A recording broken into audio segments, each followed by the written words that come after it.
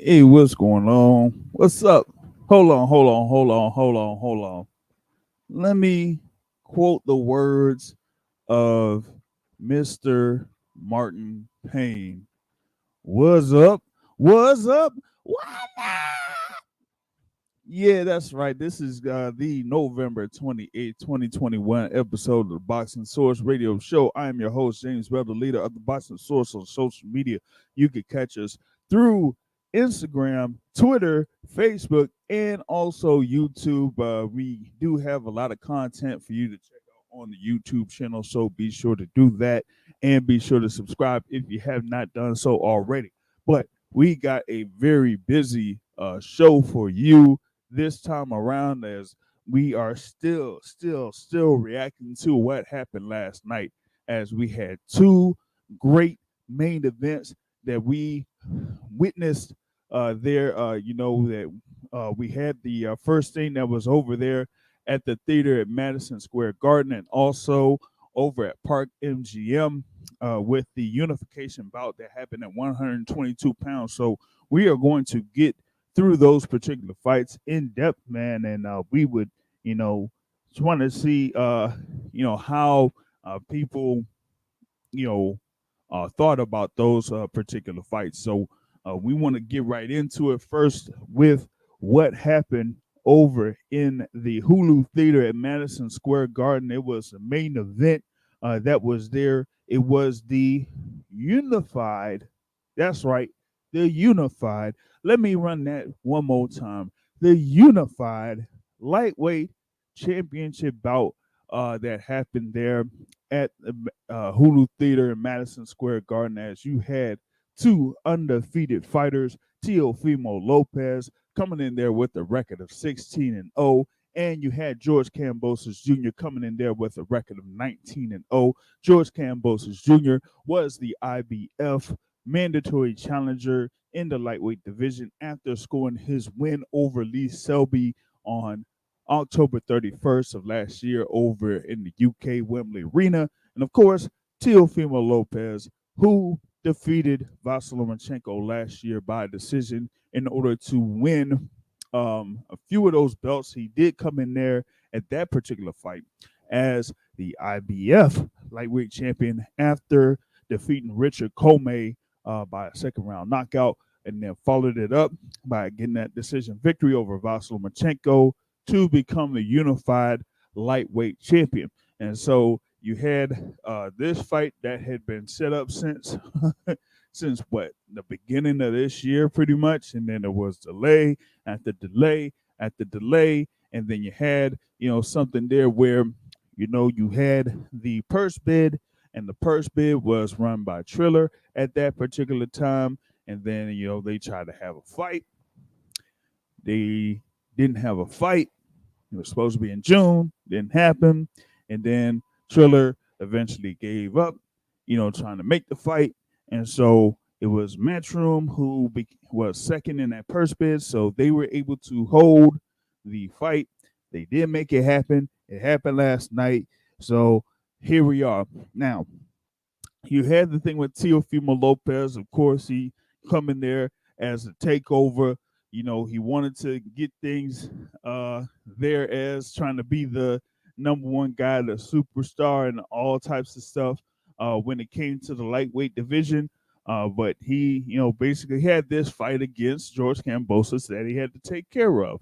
And George Kambosos, if you go all the way back to around that time frame when George Kambosos fought Lee Selby, I thought that was a very close fight that he had with Lee Selby. And I thought Lee Selby was able to do enough to get the decision there, but that didn't necessarily happen. So, what ended up happening with George Kambosos being the victor of that particular fight, as the IBF mandatory. And you know what the IBF and Daryl people say.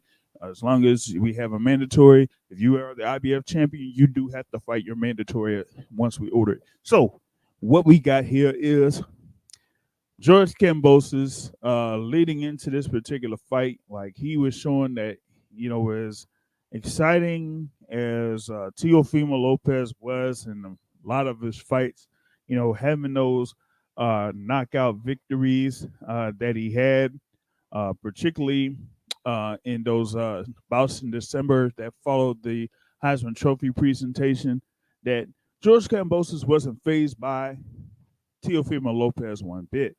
And so going into this particular fight, even though we've had like a lot of predictions here and there, as far as like with Teofimo Lopez being highly favored, I highly favored Teofimo Lopez to take care of business in this particular fight. But George Kambosos was just not listening to all of that. Lopez came in there as a 13-1 favorite, up to a 13-1 favorite. Minus 13 plus 1,300, whatever it was. And first round, you saw that Teofimo Lopez was pretty much coming in there trying to hurt George Kambosos. At least that's what I've seen. He was there with bad intentions.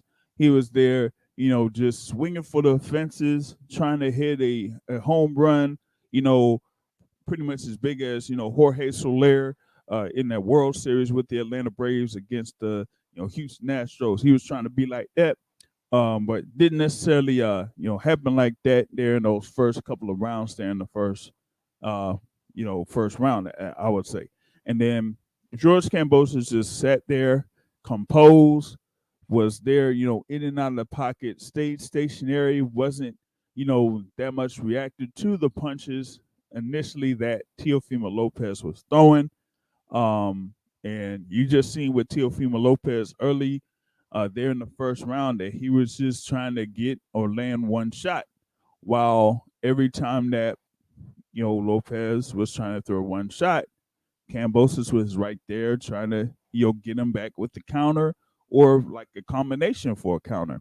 And then near the end of the first round, you saw when Teofimo Lopez was kind of like backing up a little bit, and George Kambosos kind of came in there with almost like a little bit of a wide right hook and caught Teofimo Lopez there to put Teofimo Lopez on the canvas. And I was like, oh, shiznit. Teofimo Lopez is down on the canvas. And, we had, Lopez, taking an 8 count there. So you already had right off the end of the first round, Teofimo Lopez was behind 10-8. Yeah, 10-8. We'll talk about that later. And then Teofimo Lopez got up, and then he pretty much tried to get back into the fight. In those second and third rounds, but you kind of like seeing more of him still trying to land a big right hand there in those second and third rounds. Even though it didn't seem like George Kambosos wasn't doing as much there in those rounds, he was still, there and up and right in front of him, as Teofimo Lopez. It looked like Teofimo Lopez expected George Kambosos to fold after taking one of those right hands from Teofimo Lopez, but he didn't do that. And so that was generally the story for the majority of the fight. You had Teofimo Lopez just looking for that one shot. For me, I felt like he had a very bad stance there against George Kambosos, having his, his right hand, or I mean, not his right hand, but his left hand down very low in this particular case, so that even if, you had Teofimo Lopez not throwing, George Kambosos was open to throwing a left-right combination.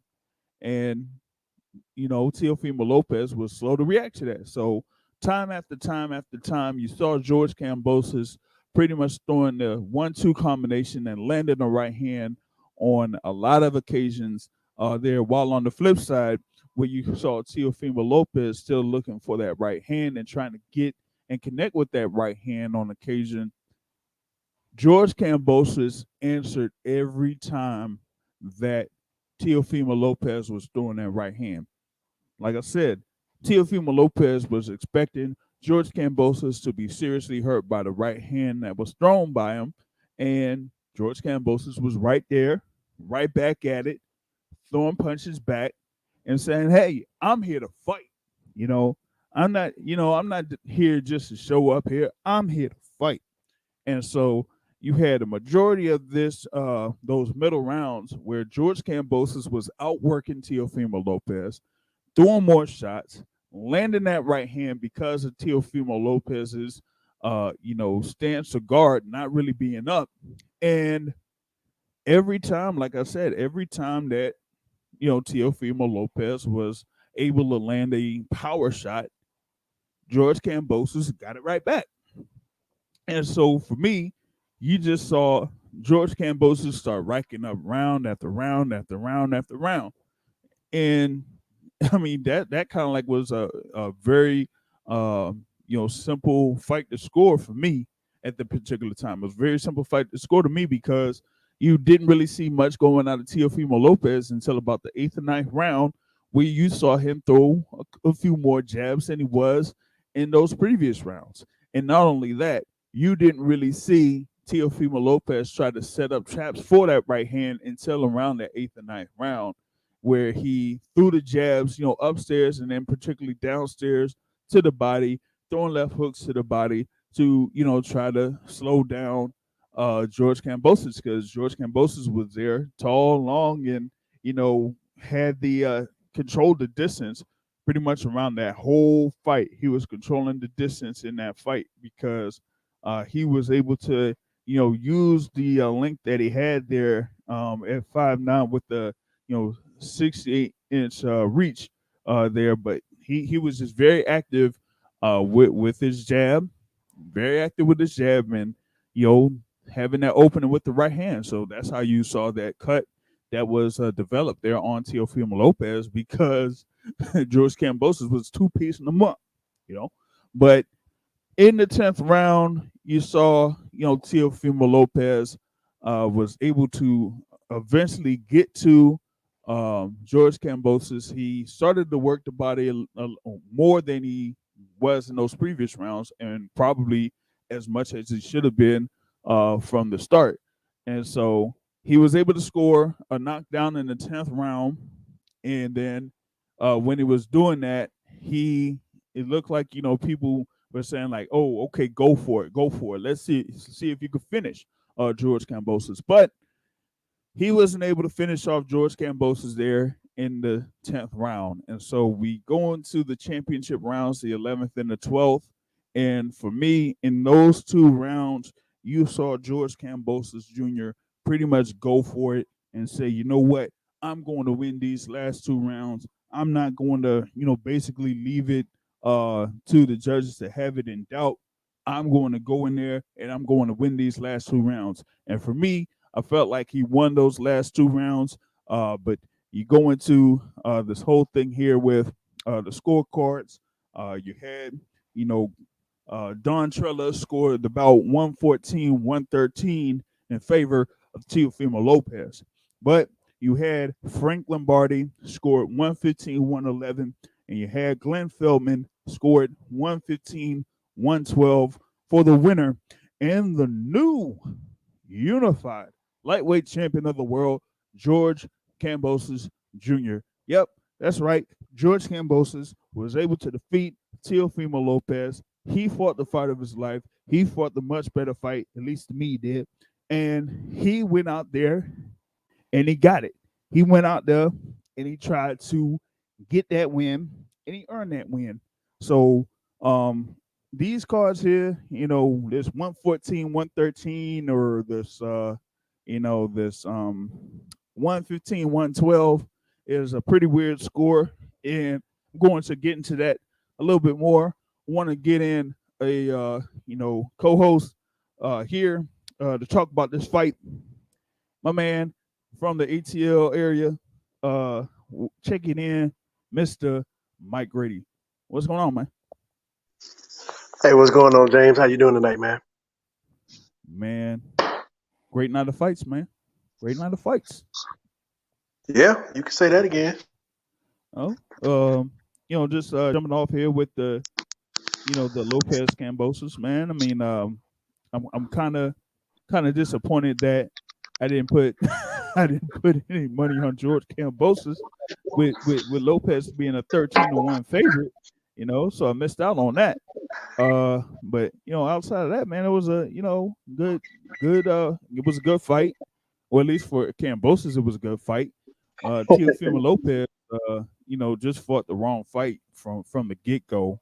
And people, immediately after the fight, were talking about his father, Teofimo Senior, or what he calls Junior. Um, he was just saying like, "Great job, son. Fuck him up, yo."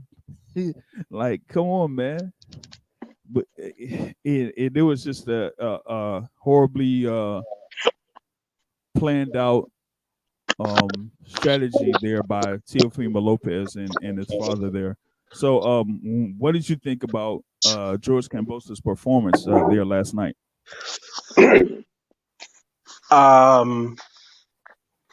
What Lil John said, watch a person get stowed on for talking that shit. I can't even remember what song that is. But hard head make a soft ass, man. Man. And I think that's a lesson for anybody. If you ain't sure you can whoop the dude butt, just go in there and fight. It don't need all the extra stuff. Like people who, let's say for example, Terrence Crawford and Sean Porter. I don't think Sean Porter went in talking mess. But the thing is, why would he?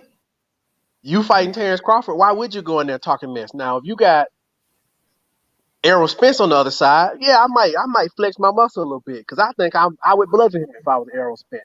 Well, pre-injuries and stuff. But yeah, man, I think I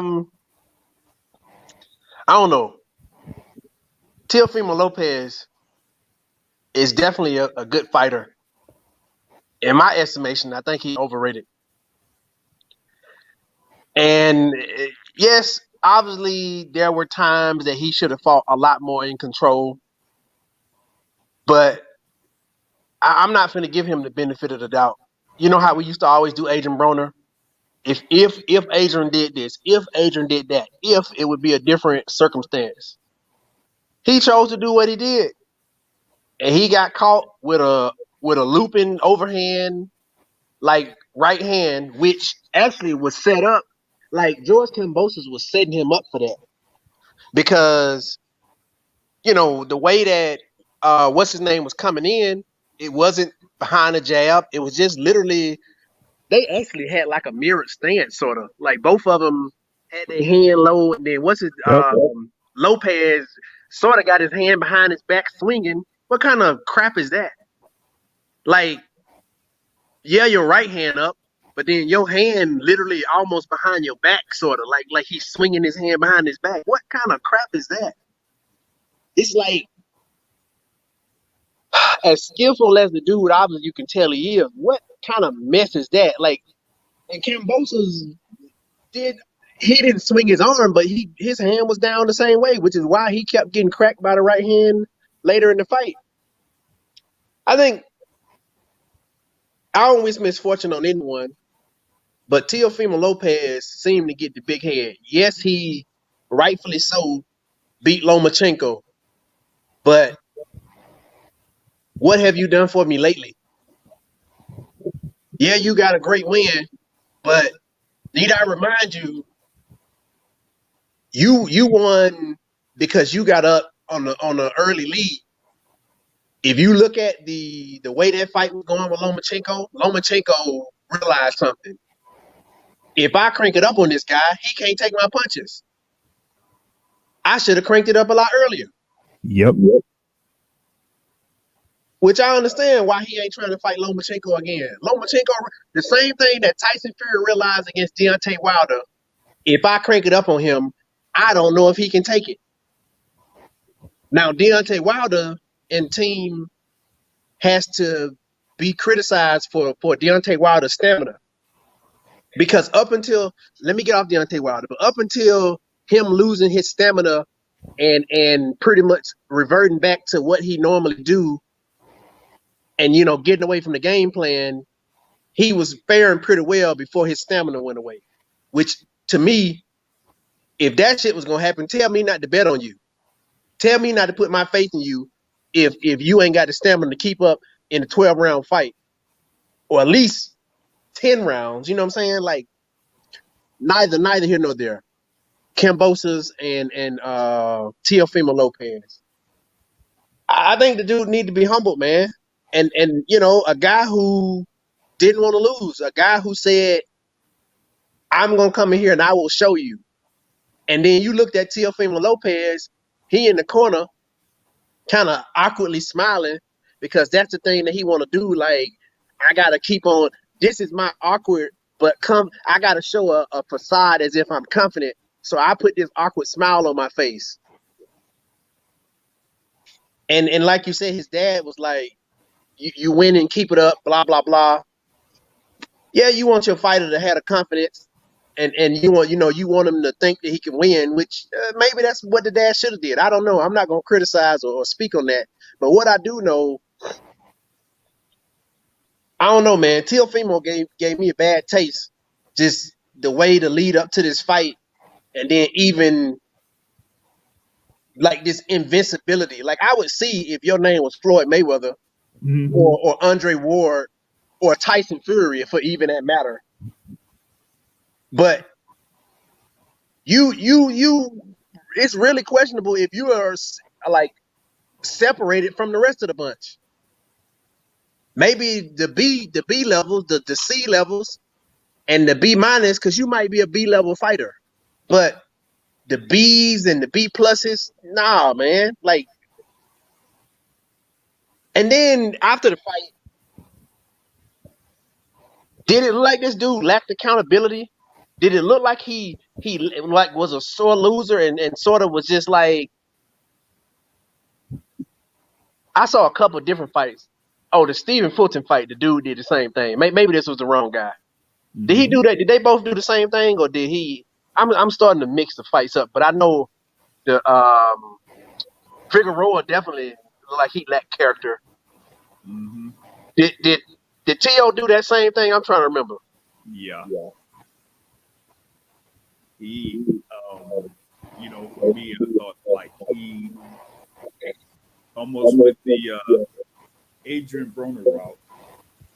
He almost went like, "Come on, man, y'all know I beat that boy. I was beating him, I was touching him up. I was, landing all the shots. I was boxing, and you know what? After the thing with the judges, man, they should have scored the fight 11-2. I mean, 10-2. I won that fight. Yeah, I know I won that fight, but that's okay. It's still the takeover. I'm gonna come back.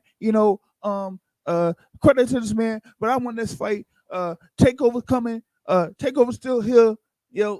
That type of stuff that there. And I'm going to a new weight class. Wait, are you gonna go to a weight class, or are you gonna fight? No, was that Figueroa again? See, both of these boys had that aura of bullshit in the end of their fight when they lost. That's the thing that's confusing me, because I was a bit disappointed in how they handled the loss on both of their end. Was that the other fight, or was that fight? Yeah. Brandon Figueroa said, this was a robbery. This is like one of the biggest robberies out there. That's kind of like what Brandon Figueroa was saying after his fight. But the thing is, there was no rematch clause. If this means that now Devin Haney if he wins, obviously, but if he gets himself a undisputed fight with Teofimo Lopez out of the way with his prima donna. I don't know if he is a prima donna, but what it looks like, the way that he been painted, it looked like he a prima donna, and the accolades that he think he deserves, he ain't got the accolades. Like, yeah, he beat Lomachenko, and I was on his side, and I was happy for him. But it's like, dude, are you kidding me? Fight, man! Like, stop acting like a bitch and fight. Shit, I hate when I play basketball and motherfuckers be just whining and stuff. Like, I'm like, dude, play ball. Like, stop Like, are you like okay? You ain't trying to like win no NBA championship, but come on, man, like get some ground about yourself. Let me stop, man, because I hate motherfuckers acting like little bitches and stuff. I'm gonna stop cursing. I'm gonna let you say what you're gonna say. Oh, talk your shit, man. Talk your shit. Yo, man, I kind of get or understand, what you're saying there, in reference to, both Teofimo Lopez there and Brandon Figueroa. They, pretty much acted like sore losers after this fight.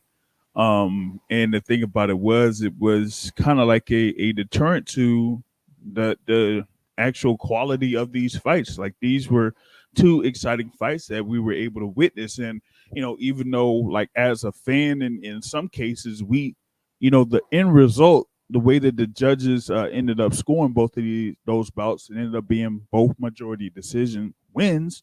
But, in a sense, the right person won the fight, or at least for me, it did. So here in this particular case at the theater in Madison Square Garden, George Kambosos won that fight because he earned that win. He went in there, he fought the champion, and he actually beat the champion. And you saw that visually there with the action that he was doing, and you saw it in the face of Teofimo Lopez. He had the cut that was in his eye. He had a couple of welts. He was getting hit a lot. Uh, and there wasn't really much activity coming out of Teofimo Lopez, in the sense where you could say that, hey, maybe he got himself back in the fight. I mean, you probably could have seen that in the 10th round when he was able to score that knockdown, but he didn't do much else after that in order for him to swing the fight in his favor. Like, if I go back to, these scores, like I said, I mean, 115, 111, and 115, 112. At the very least, I see with Frank Lombardi's score in favor of George Kambosos, that to me is almost like a 8 rounds to 4 scorecard with the 2 knockdowns included. So all you basically had was Glenn Feldman that probably made the difference there in this particular bout with his score of 115, 112, which I got to be able to see. I got to be able to see if I can find those scorecards round by round, because that to me was a very weird scorecard. But on that, I feel like, if I'm not mistaken, that first round for that fight was scored 10-9.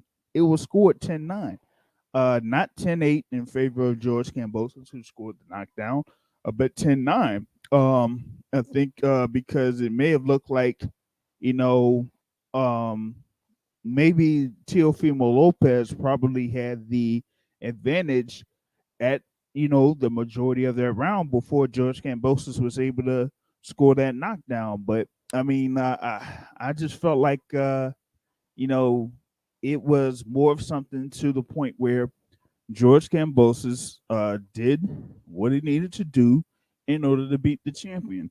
When you come in there as a challenger, you usually got to go in there and beating the champion. Even though you're supposed to judge fights in a clean slate or view fights in a clean slate, it's almost like when someone's the champion, you got to prove that you're better than the champion in order to be the champion. And if you don't necessarily prove that, without much of a doubt, pretty much expect a draw coming or expect the champion getting the benefit of the doubt. But for me, I just felt like George Kambosos was a much hungrier fighter in this particular fight. And it seemed like he was like that leading into the fight. Like, all this stuff with the delays, the purse bid, and all that type of stuff, that George Kambosos went through most of that. And he had this thing there where I think it was his grandfather passed, during all that time with the delays too. So he was going through all that, not spending time with his kid and all that type of stuff, preparing for this fight. But he knew that this was his golden ticket chance, and he cashed in on that motherfucker. Want to get in? My guy checking in from the Philly area. YSM Sports Media in the building. What's happening? It was good, Jay. It was good, Yo, Mike. what's good with you, Mike? I mean, I'm chilling, man. Yeah, how you doing?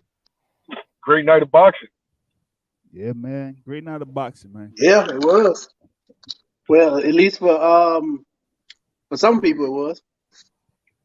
Um, yo, I don't want to sound like a Monday morning quarterback, but I saw this coming.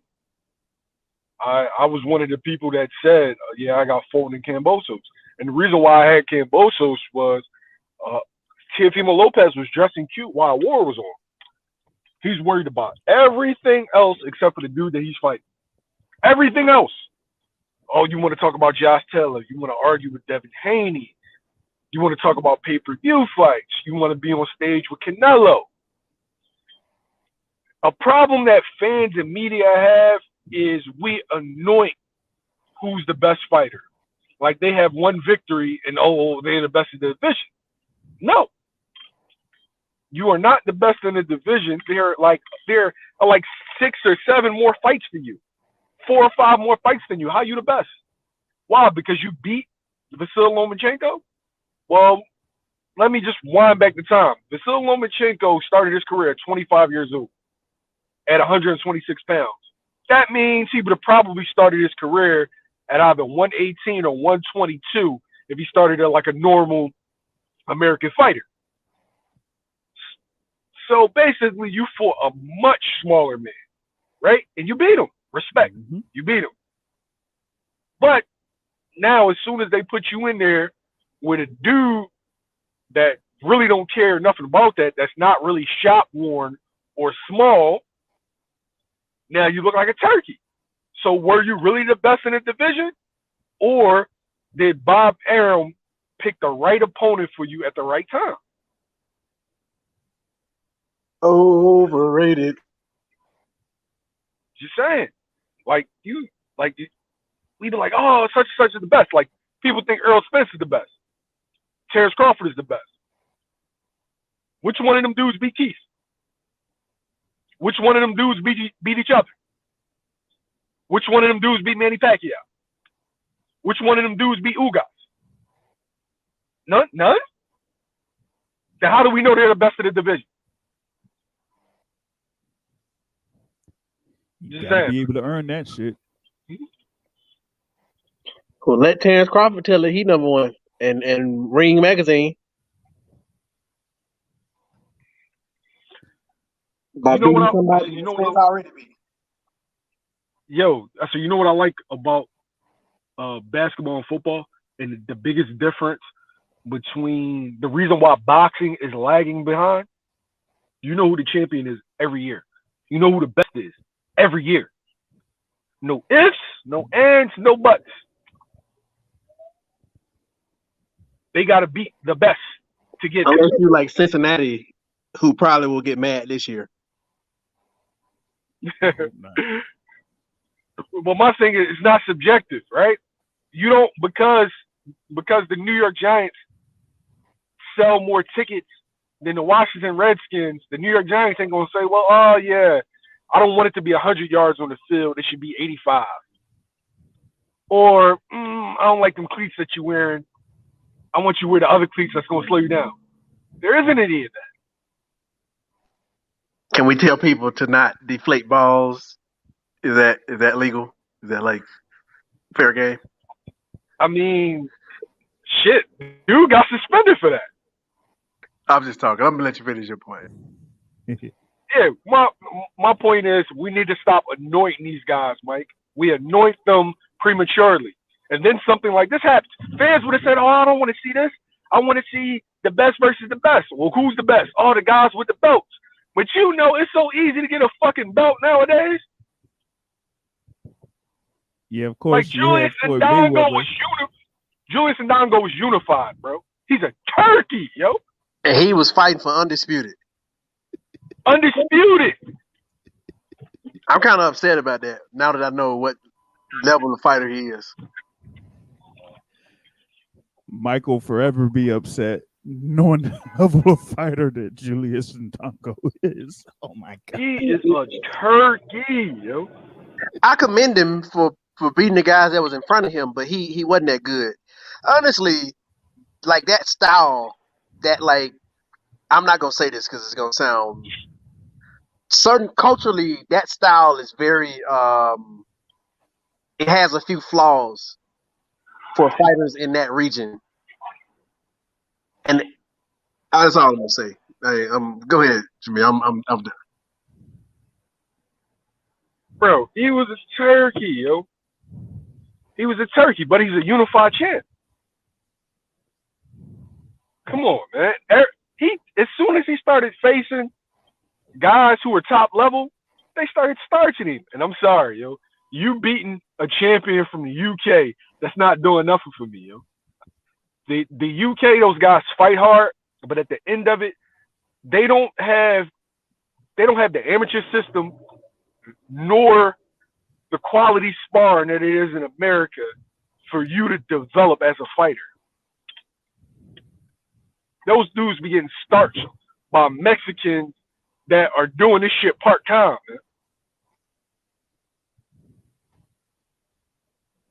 Yeah. Go ahead, Jay. And it's like you were saying, man, you got a lot of these guys that get these accolades but haven't really earned them joints. Like you're saying about like being the best lightweight. Like, okay, you beat one guy, so that says that you're the best lightweight. Have you proven it yet? No.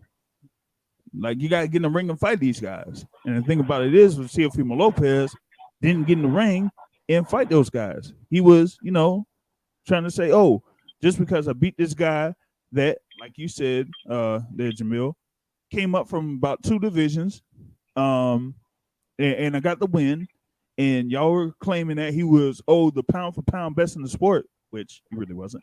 And hey, that's officially on record. I said it. I'm not Titty Atlas. All right.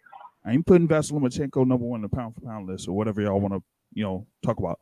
But either way, you had Teofimo Lopez going in there, and just because he was a top ranked fighter, that's pretty much why he got that fight with Vasily Lomachenko. Let's keep it 100. Yeah. Right? Because Vasily Lomachenko was supposed to fight Devin Haney. Everybody knows that. So it didn't happen. They set it up so they could have Teofimo Lopez try to go after Vasily Lomachenko after Lopez beat Richard Comey for the IBF title, right? So that being said, okay, worked out to where Teofimo Lopez won. But just because you beat somebody once don't mean that everybody should be, clamoring all over you or anything like that for getting or having like a big fight or something like that. You gotta build yourself up. If you haven't built yourself up, then everybody ain't gonna be chasing you. And so he got big headed in a sense, like Mike was saying, he got big headed and he tried to get money from Bob, didn't get it, went to purse bid. Okay, Triller, tried to get him paid, but they couldn't get the fight going. So guess what? That $6 million purse bid or whatever it was, out the window. So you're not getting about $4 million or whatever you were going to get from that deal. So now we're on this second one, half that. So it was $3 million something from Matchroom. So now you go from almost getting two times the amount that you probably would have gotten if you stayed with Top Rank to pretty much around that same price. And now at one fight in that deal with the purse bid, you go in there and you kind of like BS around. You like I said, you're in these appearances, having back and forth with Devin Haney, appearing over at the Canelo plant fight week, talking about you're shredded and all types of stuff, but not really focusing on the fight. And now you're talking about, we had only a 4-week camp because we had done this and we had done that or whatever it is. Listen, like I said before, George Kambosos had camp after camp after camp. You know what I'm saying? And he had he had setbacks himself, and he still went into camp, tried to take, was taking care of business because he knew what was there at the end of the tunnel. If he gets the win, he becomes a unified champion. He becomes, somebody that, possibly could be pursued by the other lightweights that are there for the belts. And he went in there and he took care of business. And I'll talk about what is potentially there for George Kambosos there in a bit. But I'm going to get it back to you, YSM, on the particular fight itself, man.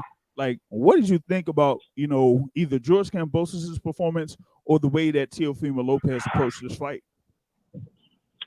I feel like it's a combination of both, like what Kambosos did and what Teofimo Lopez didn't do. Teofimo Lopez was looking for one shot, and he just seemed like he just abandoned all just boxing principles. And he wasn't getting any kind of corner instruction because Teofimo Lopez Sr. was ass. Like, he was just saying, oh, just go knock this dude out. Like, okay, well, tell me how. Like, what do you see? Am I supposed to feint the right hand and come over top with the left hook? Like, am I supposed to go to his body? Like, what? No, it wasn't any kind of instruction. So it just showed me just number one, a lack of game planning. Two, a style deficiency. Now, I had heard previously that Teofimo Lopez struggled with slick fighters. Now, Kambosos really isn't slick, but he's a boxer. So Teofimo Lopez had a good 6 rounds against Vasyl Lomachenko. But when Lomachenko decided to pick up the pace, he was landing at will. So now I'm seeing exactly why they kept you away from Devin Haney. Mm-hmm. Like you are very proficient against guys who stand in front of you, but guys who are going to move around, you struggle. And Kambosos started to style on him. He was feeling himself. Yep. He looking at chicks in the crowd. He like, yo, I'm staying at the W after this. Hit me up. You know what I'm saying? It was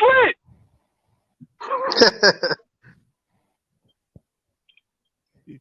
Did you see him? Did you see him? He countered with the right hand over the top, slipped out the back door, and looked at him and smiled. Yep. And I heard him say, he was like, "Cocky, mate." Like, you had to hit it. I didn't hear all that, but what I do know, it ain't difficult to hit somebody whose hands swing behind their back while they like walking and stuff. That to me kind of enrages me, that his hand is literally behind his back swinging, and he's like walking into like an engagement zone. You know what I'm talking about? How he like his hand be swinging back there, sort of. Yeah. It's like Kambosos didn't swing his hand, but his hand was low like that too, which is why he kept getting caught as well. Hey yo, this is a fundamental truth, right? How can you be considered the best? Did Vasily Lomachenko beat Ryan Garcia? Nope. Did Vasily Lomachenko beat Javier Fortuna? Nope. Did Vasily Lomachenko beat Devin Haney? Nope. Richard Comey? Nope. At least not yet. Gervonta Davis? Hell no. So how are you the best in the division? Because the powers that be have crowned me. If you want to crown them, then crown their ass. Oh, my bad. Hey, yo, you know what we can say about Josh Taylor, though? Yep. His resume better than Terrence Crawford at 140? Is that what you're trying to get at? It is, but what I'm saying is Josh Taylor, he took out majority of those guys. There wasn't really dudes left. Like, the only guys that I don't think he fought was what? Jose Zepeda. Now he's fighting Jack Catterall. But Jose Zepeda, Jack Catterall, and what? Mario Barrios? That was the only guys that were really left that he didn't fight. and he's fighting Catterall now. So if he beats Catterall, he would have took out like 4 of the top 6. Mm-hmm. That's what you call being a man. This young boys he made the moves possible to get himself in a position to fight the top guys at the 140-pound division. First, he entered himself in that World Boxing Super Series, and he fought those guys there. The Baranchiks and the Regis Prograis, and he won that. And then after that, he signed up to be, part of Top Rank just so he could go ahead and face Jose Carlos Ramirez for the Undisputed Championships and beat Jose Carlos Ramirez. And now he's going up against Jack Catterall there. So he's fighting all those top guys at 140-pound division. Yeah. But yeah, guys like Vasyl Lomachenko and Teofimo Lopez, they haven't necessarily fought those guys at 135 to kind of like be the clear-cut number one guy at 135. These other guys haven't, fought the top guys either, but at least, they're trying to see about getting those fights going. And here we are, and this is and this kind of like shows that you got to be on your P's and Q's when it comes to this thing here in boxing. It's like anybody, anything can happen. And, some people are kind of like, feeling like this is the biggest upset of the year, at least from an odds maker standpoint. It probably is. 13-1 favorite Teofimo Lopez was. And bro, I got to start betting on these fights that I feel like when I feel something like this. Yeah. What you felt? I felt like what you said when you first walked in the store. In the show. Sorry. He's just like he wasn't focused. He wasn't focused on the task at hand. And like, nobody's playing with you. Like, them fucking press clippings don't matter. Your resume doesn't matter. You're in the ring with. I beat Lomachenko. I beat Lomachenko, so I'm the number one guy. That dude don't give a fuck. He don't care about Lomachenko. He don't care about what you did. Do it to me.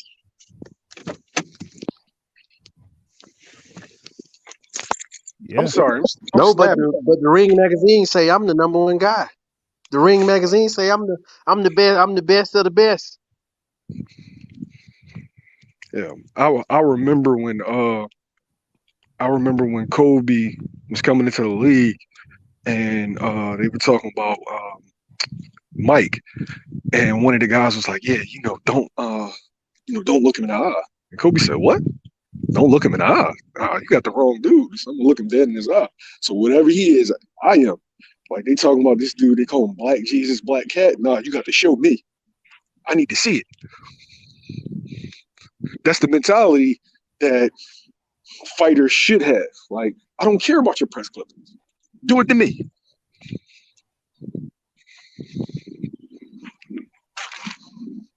Yeah. And we didn't see that coming out of thing for Teofimo Lopez. He just felt like, he was the golden child or whatever it was. So, you know what I'm saying? And he basically got humbled. Well, supposedly humbled, but he didn't humble himself after the fight. Want to add in another guest in, jump into this live conversation. The host of Chicken Talk Spaces out there, Mr. Lefty, man. Lefty, what's good? What's up? Can you hear me? I'm on my computer. What's up? Yeah, I'm all good, man. What's going on, man? Chicken, having this little first half conversation about Lopez-Kambosos. So I wanted to. Yeah, I've been hearing. I've been listening. I just want to tell YSM I love that interview you had with Bazzi Ennis earlier this week, man. I love when you go into them gyms and interview people. That was a good interview.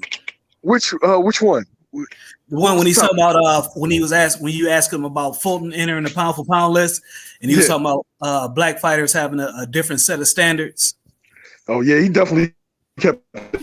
Yeah, I love that one. Appreciate it. What did you say, Boxing Sword?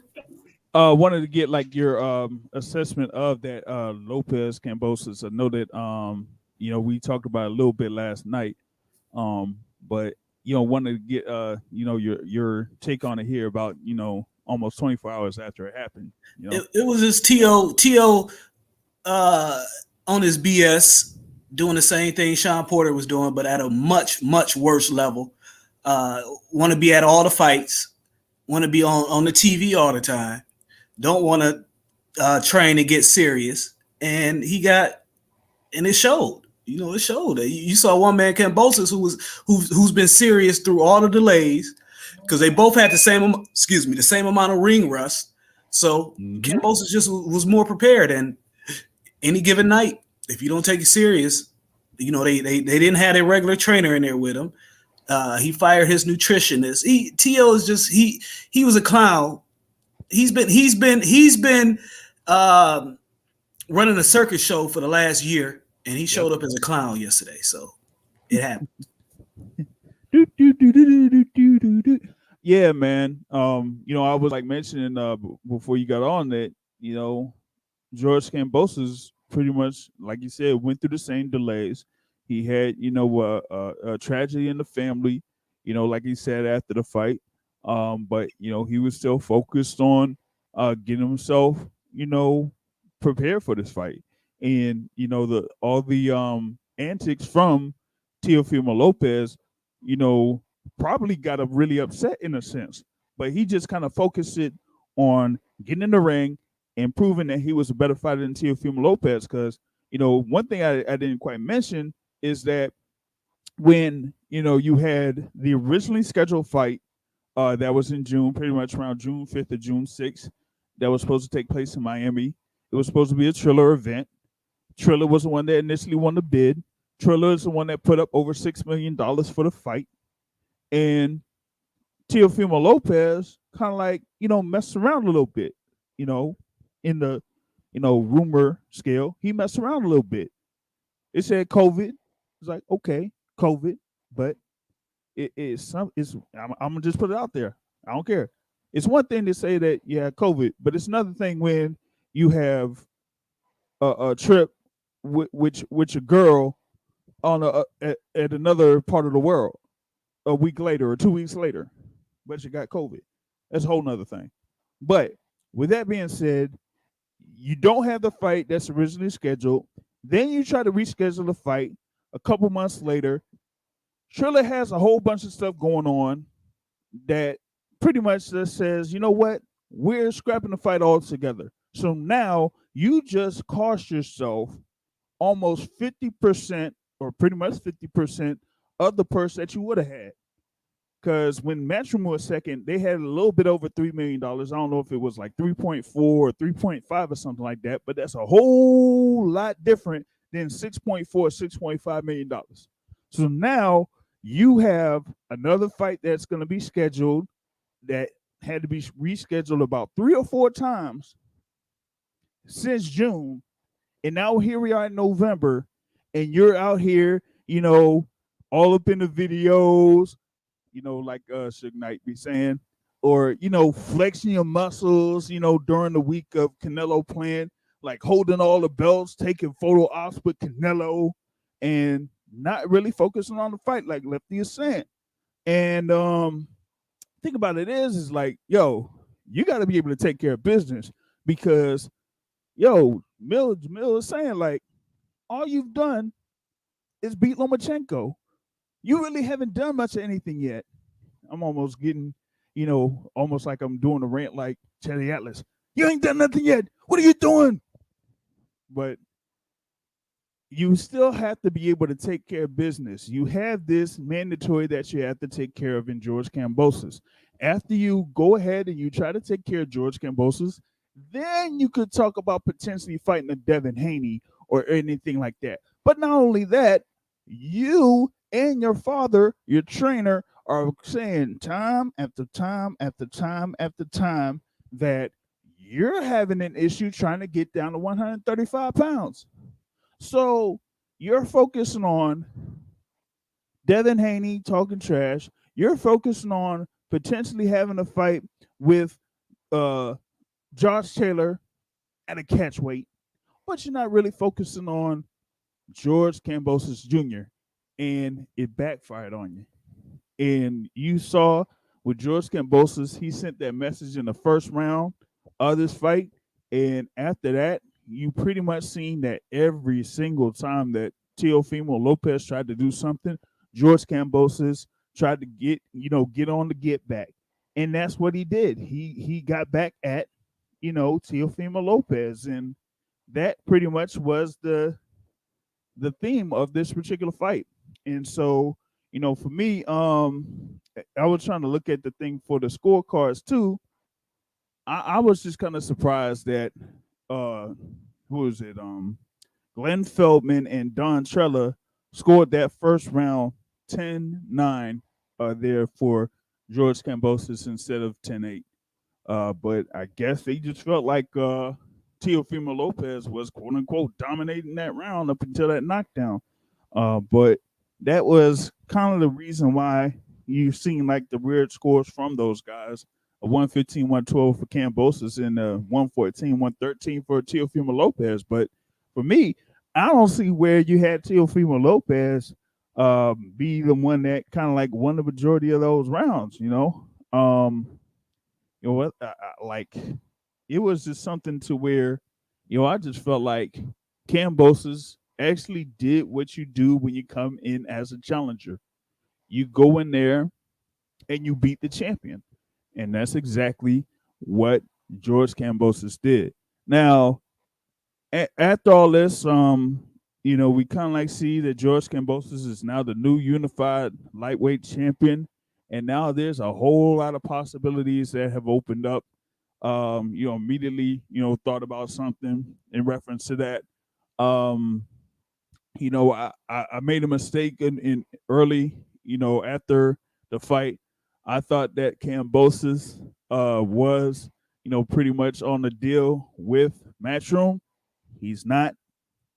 He's there with Lou DiBella, and Lou DiBella will throw in a few motherfuckings to remind you that he is under DiBella Entertainment.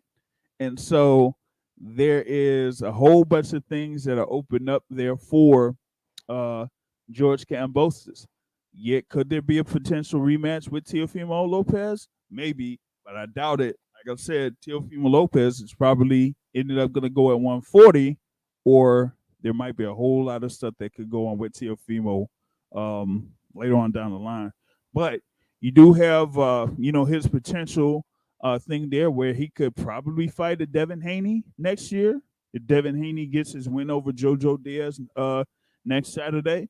You also have potentially Gervonta Tank Davis if he, gets through, Isak Cruz on December 5th. You also, have the thing. You have a top contender there, Vasyl Lomachenko, who fights December 11th. You have Ryan Garcia if he wants to get back in the game.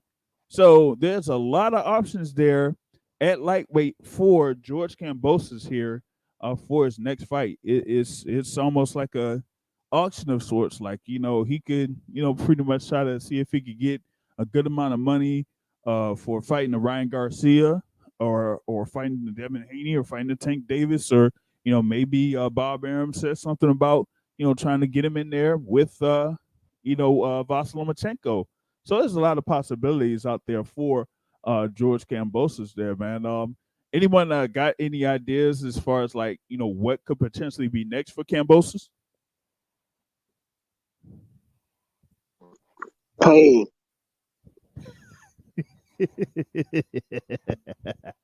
Yeah, man. That's basically the gist of it. Like he's gonna get paid. Like they gonna have to show him the money in a sense, I think Lou DiBella will try to, get something worked out for his fighter. Also want to see what his manager, if he's still his manager, Peter Kahn, to see what input he has on this. Because he was trying to initially with this Teofimo Lopez fight, Peter Khan was trying to have, Lopez fight Kambosos over in Australia, but all the whole lockdown and all the crazy stuff that's happening in Australia, I don't know how that was going to go. But still, Kambosos has a lot of options coming up in 2022. After these next couple of weeks, we'll see how that could work out there for George Kambosos. But on the flip side, Teofimo Lopez, you pretty much screwed up, man. You might have took the biggest L of 2021 when it comes to boxers.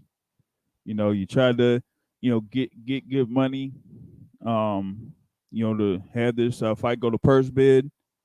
Triller, like I said, Triller got the purse bid win for over $6 million. So you thought you would get paid about $4 million or something like that. It fell through. And now it just ended up being on Matchroom for about half that amount. So you got around paid a little bit, probably a little bit over $2 million or something like that. And you pretty much was out there BSing the whole time, and you end up taking this loss. And there was a pretty definitive loss in the sense for me. And now you got all these guys that are on you. Devin Haney calling you a fraud, all this type of stuff. And you thought that, you could probably get something done with the renegotiated deal with Top Rank.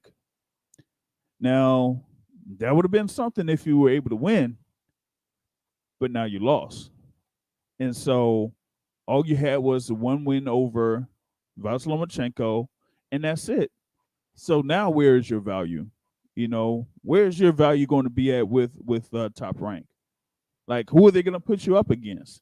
Where are you going to get the, amount of interest needed for people to try to see you when we know, well, I wouldn't necessarily know, but we have a inkling that you may want to still try to ask for a good amount of money to fight somebody at 140 pounds, because you're going to be at 140 pounds in your next fight, most likely. So what are you going to do? You're going to fight like a Jose Cepeda at 140 pounds? Are you going to fight like, those guys out there, the multitude of fighters that they have at 140 over at Top Rank? And how much are you going to ask for? And whatever you ask for, are you going to get it? Like, who knows? So, Josh Taylor sees this. He's likely going to move on. You got, Jose Pedraza that's out there you can probably fight, but you really have some issues there. Don't be surprised if we might not see much from Teofimo Lopez in 2022. We barely saw him for 2021. So, I mean, I don't know, man. Teofimo Lopez just, really kind of like, took a real setback here. I know that he, had a message of sorts, like saying that, he's going to be, back at it there in 2022. They said like they had a 3-fight deal that they were working on with Top Rank. But, I mean, who knows how that's going to, work out for him. I just, it just felt like a big time L for him. Can I ask you a question, James? Go ahead. Are we still talking about this guy?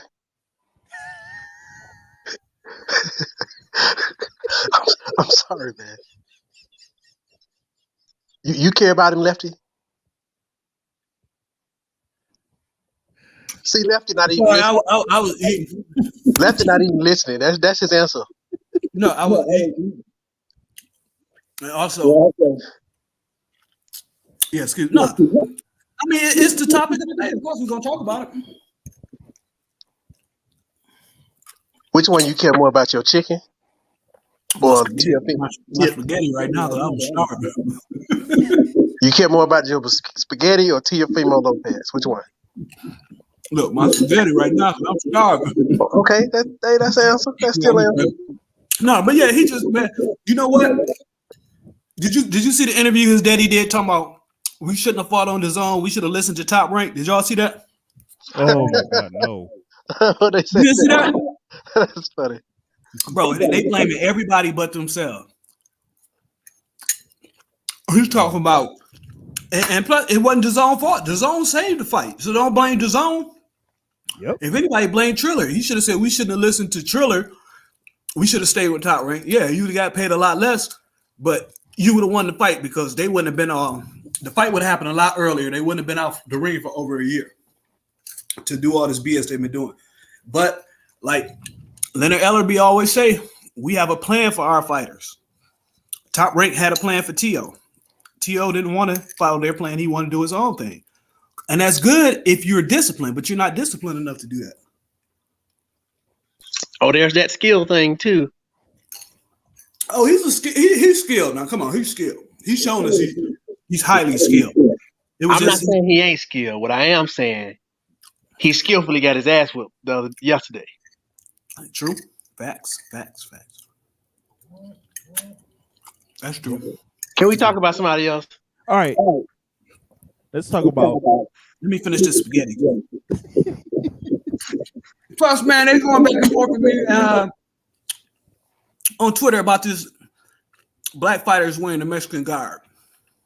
Oh, the whole thing with. Oh yeah. Man, no, just stop doing it. You got some black people. They trying to they since they like the fighter, they trying to make excuses for him. But look, I'm on my same shit anyway. If I tell a white person don't do some shit because it's offensive to me, I expect them not to do it. Now, if Mexicans telling you don't do some shit because it's offensive to them, don't do it. But you got people trying to make excuses. It's paying. It's to provoke them. No, it's not. It's not provoking them. They culturally appropriating. And if they telling you you're culturally appropriate, it ain't your job to say, well, actually, what we would know. Just stop doing it. But I digress. That was. They don't tell the colonizer that. So who I do? Okay, all right. I'm saying the masses. The masses. I do. Yeah, Lefty does. Yeah, going into that thing there. Stephen Fulton, Brandon Figueroa Jr., Heartbreaker versus Cool Boy Steph. For me, man, it ended up being another a majority decision type of fight.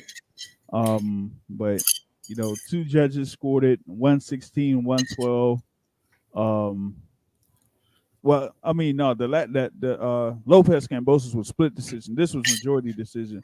Fulton had two scores of 116, 112, and there was like a 114, 114 card. So Stephen Fulton ended up getting the win, 8 rounds to 4-on-2 scorecards, stays undefeated, becomes a unified champion, WBC and WBO at 122 pounds.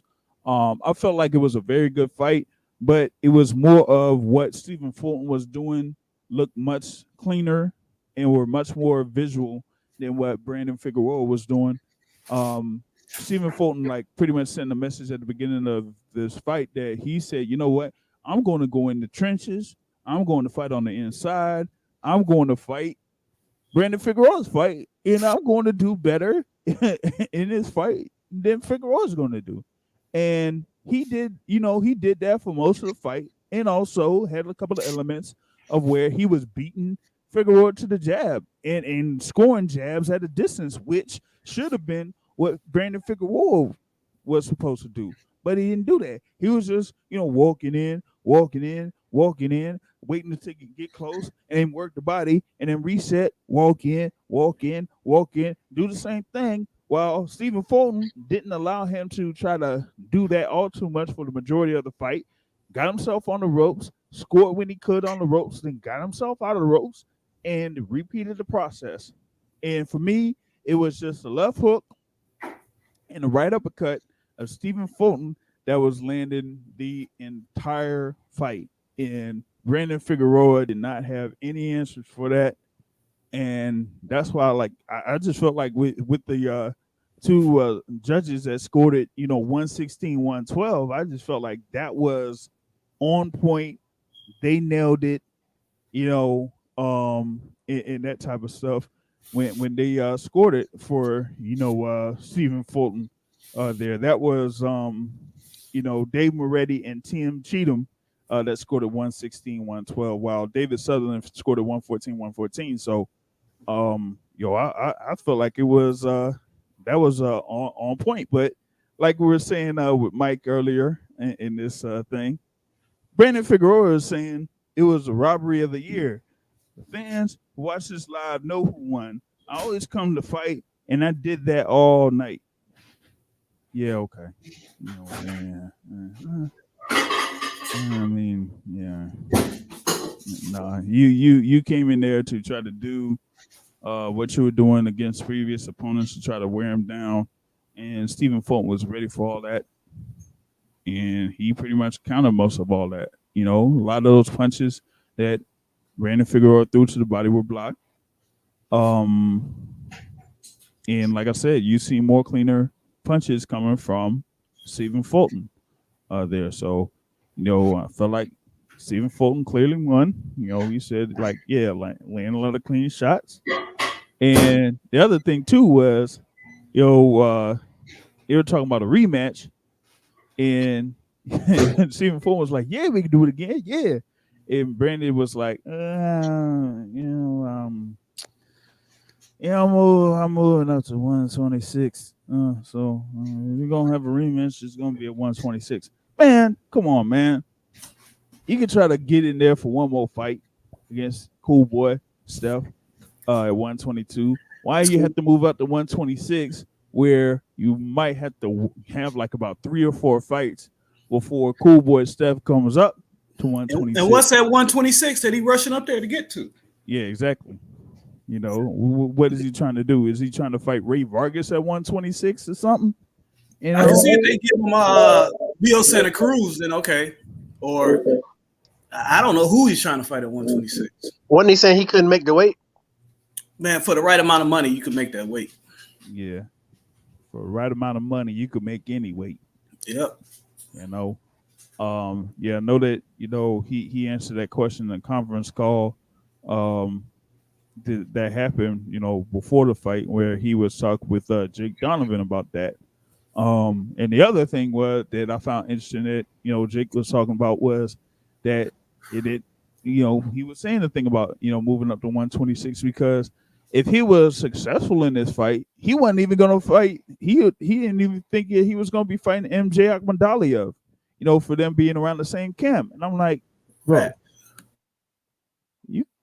so you mean to tell me that you wouldn't even have an undisputed title fight at 122 just because MJ's in the same camp as you? Come on, man. Or was he going to fight Roman? Right. Like, would he fight Roman or something like that? Like, he didn't even consider all that. He said, yo, I'm going up to 126. Like I said, who you going to fight? Leo Santa Cruz? We don't even know what Leo Santa Cruz is going to do. He ain't even fought all year. Yeah. You got Mark McTile that's trying to, get in a fight with Gary Russell Jr. next year. Navarrete's moved up. Yeah.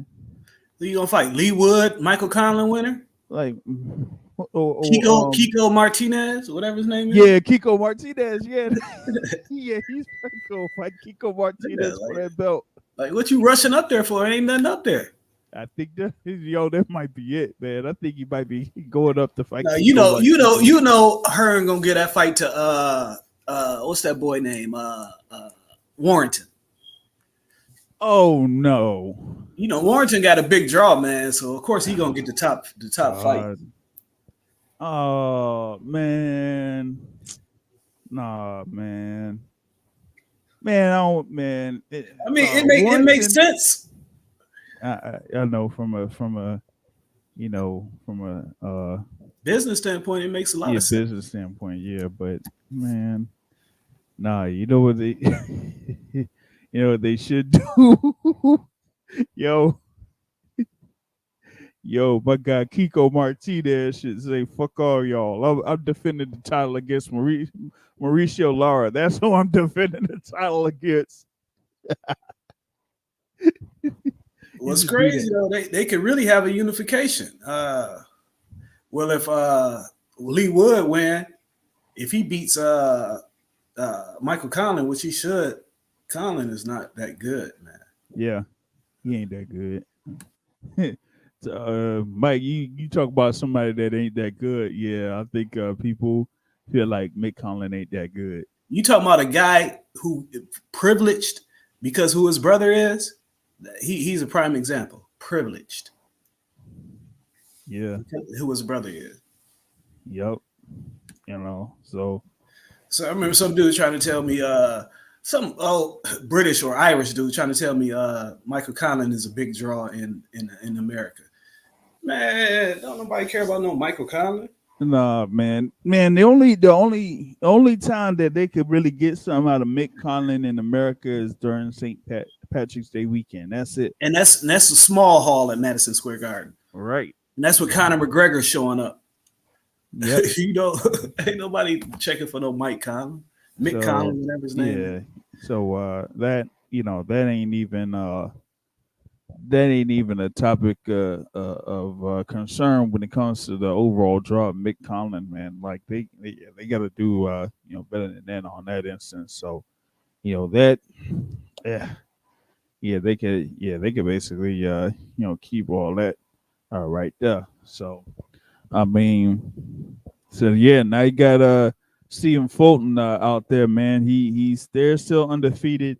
Like he had like how many consecutive fights against unbeaten fighters? That's the fourth consecutive fight that he had against an unbeaten fighter.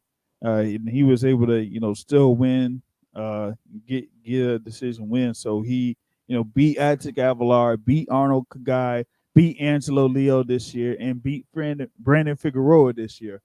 And he should be under consideration as fighter of the year, man. He was able to win win 2 belts, basically like won 2 belts this year, against top rated fighters there at 122 pounds, excuse me. So he was able to get those wins at 122 pounds against 2 top guys there this year. So that kind of like stands out there as far as like his overall resume, out there. So I'm looking forward to see what could be next out there for Stephen Fulton.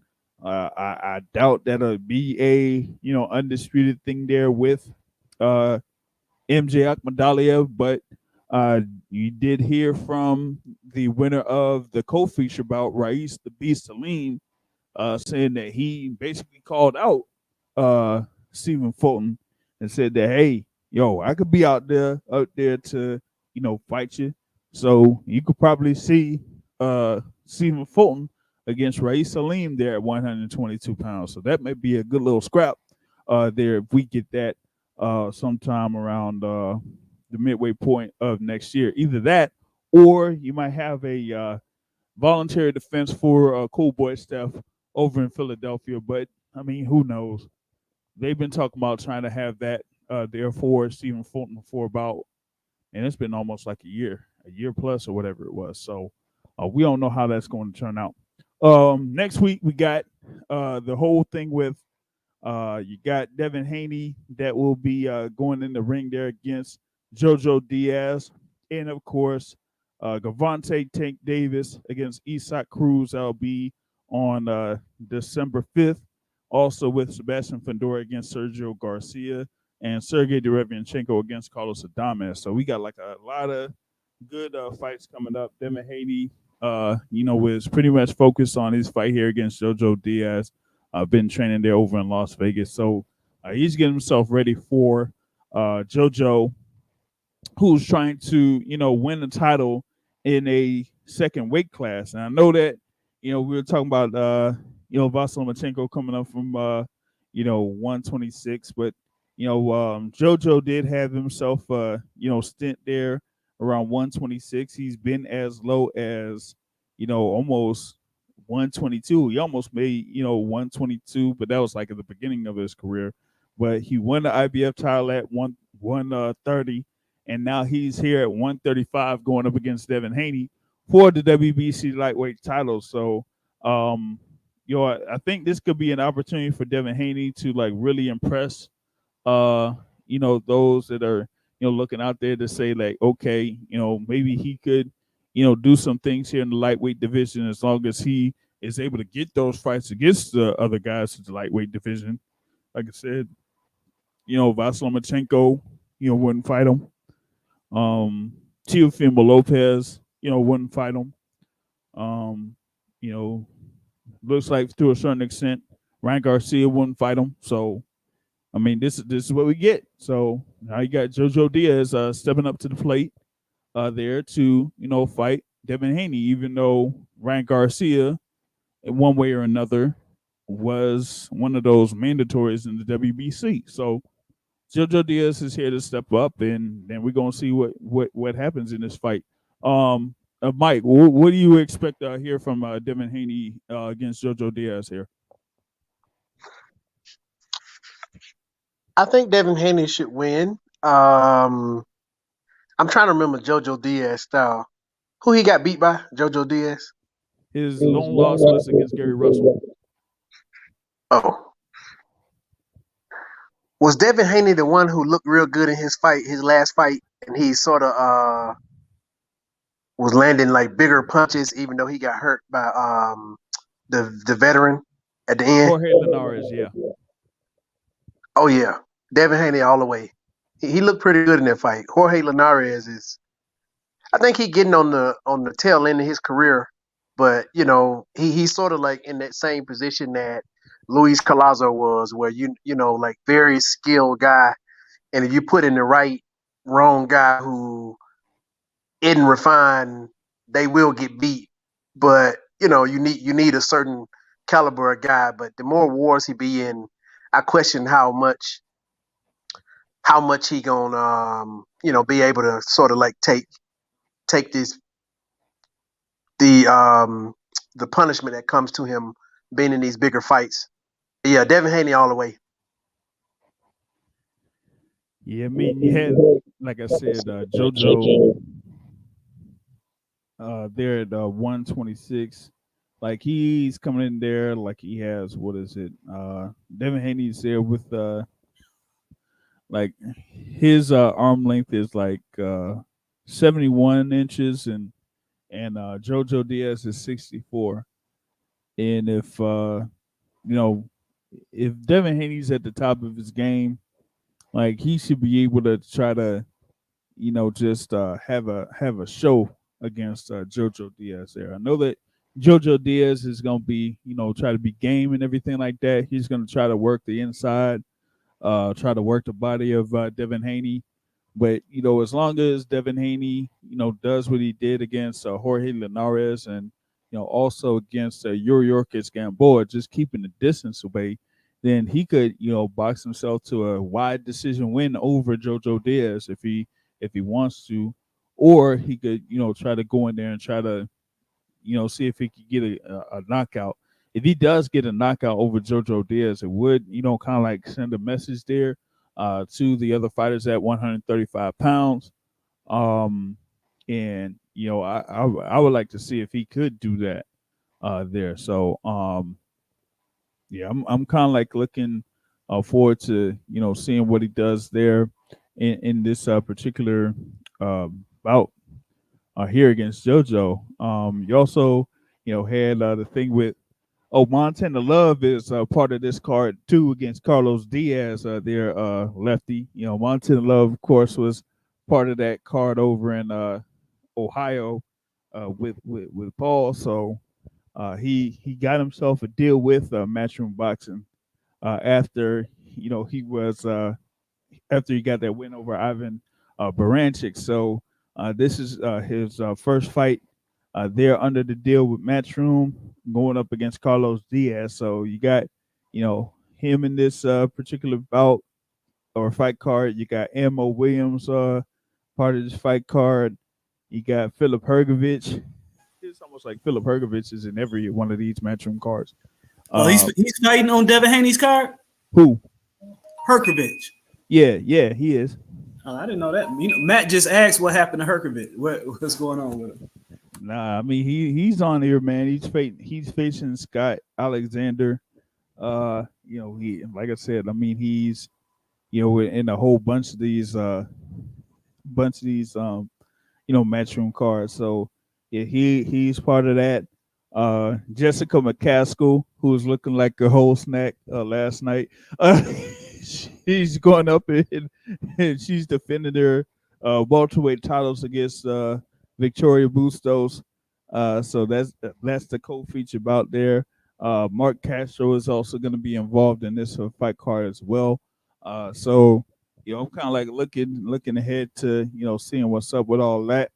And like I said, man, December 5th, man, Sunday, you go over to Los Angeles, Cavante Tank Davis against Isaac Cruz Gonzalez. And that's gonna be a what they say, almost like a collision of sorts. That's pretty much been the how this fight has been described by Tank Davis, among many others, because you got Isaac Cruz. He's there with the record of 22 wins, 1 loss, and 1 draw. He's had a good string of consecutive victories going into this particular fight against Tank Davis. Of course, Tank Davis with his high KO ratio, 25 wins with 24 wins by way of knockout, will be for a version of the WBA lightweight title. So we'll be there at 135 pounds. So yet another lightweight bout there. So it'll be the third lightweight fight that we've had, over in the last week or so. So I'm definitely, looking forward to see what Tank Davis does in this one. I know that Isaac Cruz is like a pretty tough guy, but he's going to be dealing with a whole different type of fighter here in Cavante Tank Davis. Tank has had, guys over there, Headbangers Gym, Coach Barry Hunter and Patrick Harris, alongside, his, guy there, of course, with Coach Calvin Ford. So he's got like pretty much a fairly extended team out there for this fight, in comparison to what he had against Mario Barrios there when he won the version of a super lightweight title at the end of June of this year. So do have that. And also looking to see here with this fight between Sebastian Fundora and Sergio Garcia at 154 pounds. That's going to be a good one there. And then also Sergey Derevianchenko against Carlos Adames in a version of a middleweight eliminator bout there for the WBC. And I guess the winner will face Jaime Munguia, since Jaime Munguia won't face Demetrius Andre for the WBO belt. So I don't understand it, man. Like you got an opportunity to fight for a world title, and Jaime Munguia says, you know what, I'm good. I'm gonna go ahead and I'm gonna face the winner of of Derevianchenko versus Adames, especially if it's Derevianchenko, just so I could fight for another title. Like, man, I don't understand it, man. I don't understand it. It's crazy to me, man. But any thoughts on the thing with Tank? Of course, he could have fought Rolly. Rolly had his little issues, so now it's Isaac Cruz. So probably going to be a different type of fight. Isaac Cruz is going to, be in there to try to, try to cause a few problems there for Tank Davis. But, Tank Davis being one of the most exciting fighters out there in the sport, I think he's going to look into try to get another stoppage victory there for, this instance. So any thoughts on what Tank Davis is going up against with Isaac Cruz? Hey, Mike, you expecting something out of Tank Davis here?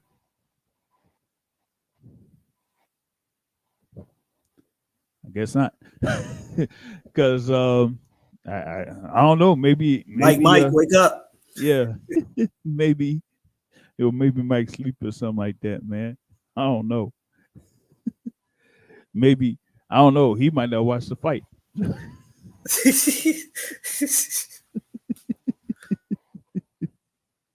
Oh man, but I don't know. I think this card, hopefully this card will be like the other one. Yeah, I think he dropped off. I think this card might end up being like the last card that they had over in Atlanta. You might be able to get a few stoppage victories in there. Also, we're gonna have the thing for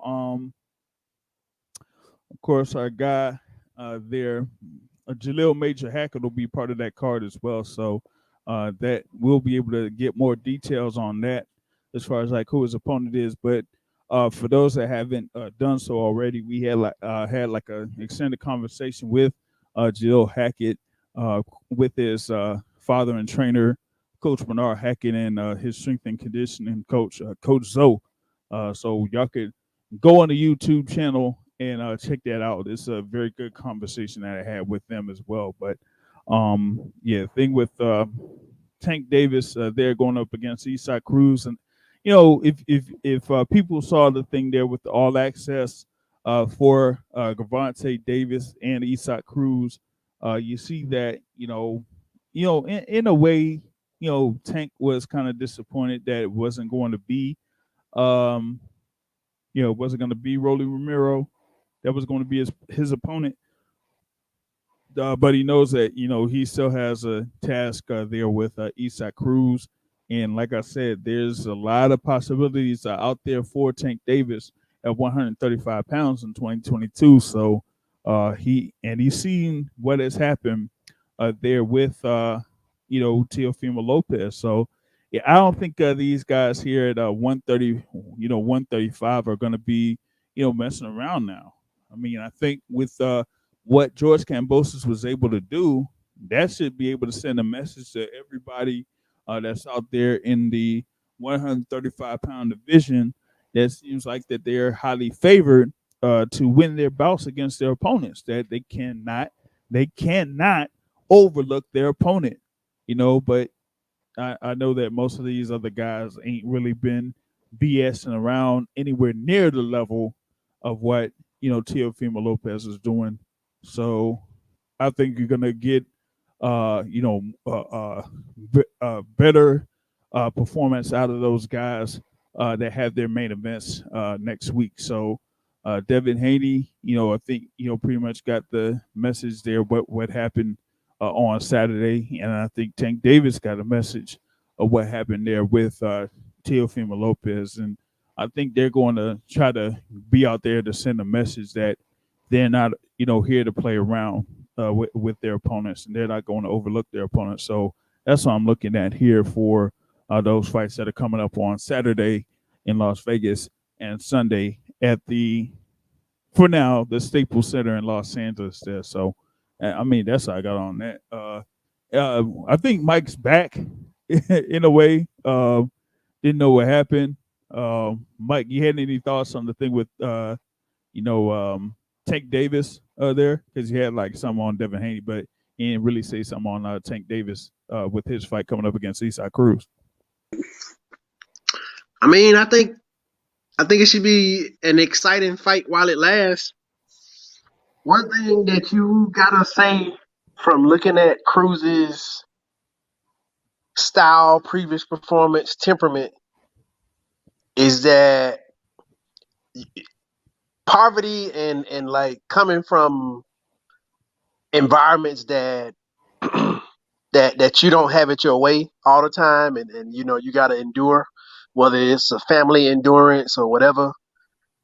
You got to give it to people who have to endure, because they fight like they don't want to go back to that place anymore. And I have a lot of respect for whether it's a hood, whether it's a ghetto, whether it's a slum, whatever it is, where people, you can tell they fight for something. Like Kambosos, you can't tell where he from, but it might have been just pride. But what I'm saying, I can tell Cruz fight like, like his family is leaning on him, even if it may even not be like that. And then you got to respect that. He gonna get knocked out, but you can't knock the hustle of a man who tries. And so even just me watching his past fights and just seeing how he prepares and stuff, I respect the man already. You know, I don't think he's gonna win, nor do I want him to win. You know, I'm a fan of Tank, and you know, the same thing I'm saying for Cruz, you got to say for Tank. Tank obviously getting to the point where he's sleeping on silk pillows and stuff, but I think that his temperament is gonna be a style that ain't gonna he ain't gonna pull no Teofimo Lopez in the ring. The thing that may get him is, knock on wood, it'll never get him because he prepares like a champion. But it'll be preparation for him. It wouldn't be like mentality or even. Go ahead, somebody. Yeah. I just want to get in this because I'm about to leave out in a second. But yeah, I've become a fan of Tank over the last 3 or so fights since that Gamboa fight. I've seen the way he has become focused, training hard. And if you notice, even last night, he didn't say anything about the fight. He didn't call out Kambosos. He didn't say nothing about T.O. Like everybody else clout chasing. Tank is focused, 100% locked in. I don't see this boy getting beat for a long time. He already had the skill was there, but now you add that with the preparation and the discipline, he's going to be a problem for a lot of these guys. And that's that I have slowly started becoming a fan of Tank since that Gamboa fight. As far as Kambosos' next fight, I want to see Devin Haney get the title. I think Devin Haney deserves it. I think the way they jerked him around, created whole new belts out of thin air, the way they played keep away from him, and nobody except for a few of us black fans called the BS out. While all the media tried to justify the BS, they just made a new belt out of nowhere, out of thin air, so he wouldn't get his shot. And they tried to play keep away with him. So yes, this is karma. This is poetic justice. Hopefully that boy go in there. He should go in there and take care of JoJo with no problem. Devin is also one. He's always focused, always training. He's locked in always. Excuse me. And if he does win, maybe they have it in Australia. You know, Kambosos, he deserves that. But Australia also got these weird COVID restrictions where for 2 weeks you got to be locked up in a room the size of a hotel room. So I don't know how that's going to work as far as training. If you take your training camp there, but then it becomes so expensive because you got to move everybody out there, your training partners, your nutritionists, you know. Well, anyway, hopefully they can make that work. I'm really rooting for Devin this weekend, rooting for Tank this weekend, rooting for Luis Ortiz this weekend. And that's January 1st when he goes up against Charles. Yeah. Who's on that Tank undercard? Oh, you got Sebastian Fundora against Sergio Garcia. You got Sergey Derevianchenko. Against I'm rooting for Carlos Adames. I'm rooting for Adames. I want to see what he could do at middleweight. Yeah, Derevianchenko already fought everybody and proved he's not that great at middleweight. I mean, it's true that he's like middle of the road, just outside the top 3 at middleweight. So yeah, I'll be rooting for Adames. That's all. That'll be a good opponent for Charlo. You know, that'll give him a legitimate opponent. Mm-hmm. Yeah, and hopefully, did you see any Demetrius Andrade interviews from yesterday? Oh man, I haven't seen them, man. We'll cook on that another time, but man, that boy he gotta come up with a plan. Like LB say all the time, which people need to listen. They don't care if they hate. Yeah. And like Jaleel Hackett's father mentioned in your interview with him, we have a plan for our fighters. Yep. A lot of fighters are out here without a plan. And was you in my space yesterday when Jake Paul's sparring partner came in there? Yeah, I was on there when he was on there. When he was talking about how when he was fighting with Bellator, they really didn't have a plan for him. Right. Yep. Yeah.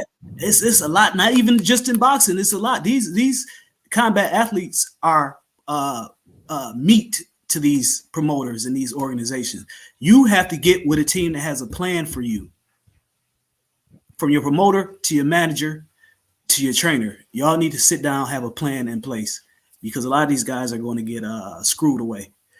All right, Mike. I'll holler at you. All right, I'll holler at you later, Jay. All right, no doubt, man. Yep. Yes, that was Lefty there of Chicken Talk, the leader of Chicken Talk on Twitter. So y'all look that up if you can. We have like a whole lot of good conversations there on Twitter. Uh, that excludes Mr. Mike Grady because Mike Grady don't have a Twitter account, so he'd be missing out on the conversations. He did for a brief time did have Sean Porter on the Twitter Spaces before Sean Porter had his podcast that happened. What was it? That was Tuesday, last Tuesday. So you get various guests on that Twitter space there. So y'all be texting over Twitter.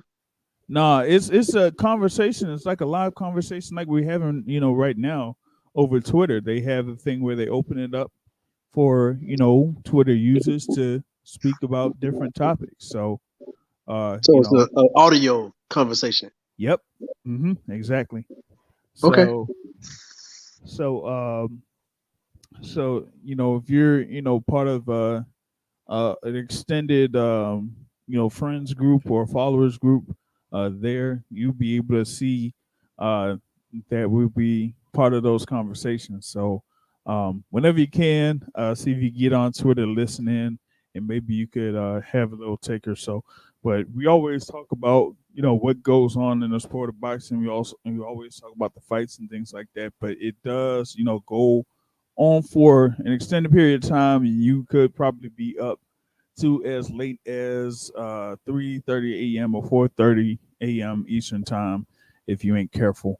So, but with that being said, that kind of like does everything as far as like covering what we need to cover here. Like I said, you got the fights with Devin Haney versus JoJo Diaz for the WBC lightweight title. You have Gervonta Davis versus Isaac Cruz for that WBA regular lightweight title December 5th.